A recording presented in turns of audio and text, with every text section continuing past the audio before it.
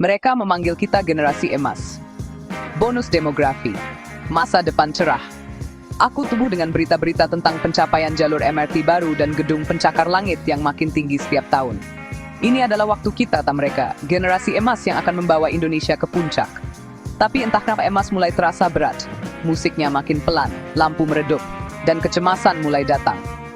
Jadi kenapa sukses terasa begitu mahal? Kenapa kalimat, kamu bisa jadi apa saja, terdengar seperti kamu harus jadi segalanya? Aku bertemu seorang lulusan baru di luar bursa kerja yang ramai. Dia tersenyum, tapi matanya lelah. 50 lamaran katanya, 3 wawancara, 0 tawaran. Di ponselnya kehidupan sempurna terus bergulir. Apartemen baru, mobil baru, jabatan baru. Seperti iklan tanpa henti untuk kehidupan yang tidak bisa dia beli. Di rumah, tumpukan tagihan menatap balik. Sewa, belanja, transportasi. UMP punya batas, tapi biaya hidup tidak. Impian KPR makin menjauh karena harga terus melesat. Saat gaji tidak cukup, aplikasi pinjol berbisik, cukup kali ini saja. Kecemasan karier, itu nyata. AI menulis, membuat kode, mendesain, dan itu tidak tidur. Keterampilan kedaluarsa lebih cepat dari susu. Kamu disuruh membangun personal brand, startup, dan kerja sampingan sebelum usia 25. Kalau kamu tidak berhasil, kamu merasa hancur. Dan lalu ada tekanan untuk terlihat baik-baik saja. Burnout dianggap seperti lencana kehormatan. Terapi masih dianggap tabu. Kita menyembunyikan kepanikan di balik produktivitas dan kesepian di balik like. Aku menyusuri jalan dan mendengarkan. Secara finansial, aku tidak bisa menabung. Satu keadaan darurat saja, aku selesai. Pekerjaanku bulanan. Kalau algoritma berubah, penghasilanku juga berubah. Aku lelah disebut potensial. Aku ingin hidup yang tidak menyakitkan. Aku mulai meditasi dan terapi. Itu tidak menyelesaikan semuanya, tapi membantuku bernapas. Ini dia kebenaran yang jarang diucapkan. Generasi ini cemas karena mereka peduli. Kita membaca detail kecilnya, kita tahu angkanya.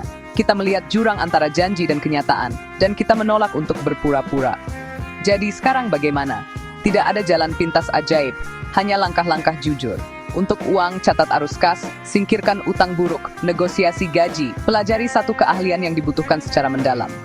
Untuk karier, bertaruh pada kemampuan beradaptasi. Bangun siklus belajar, bukan hanya resume. Untuk pikiran, normalkan istirahat, terapi, dan komunitas. Batasan bukan kemalasan, itu adalah fondasi. Tapi ini tidak bisa hanya individual.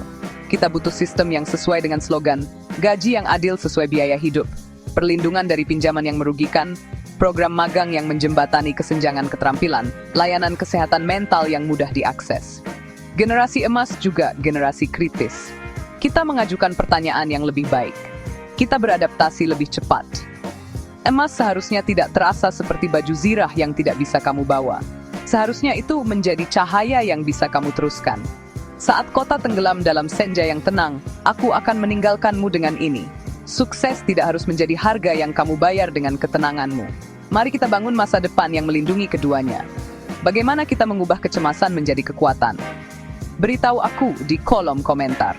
Apa yang akan kamu ubah di rumah, di tempat kerja, dan dalam kebijakan mulai hari ini?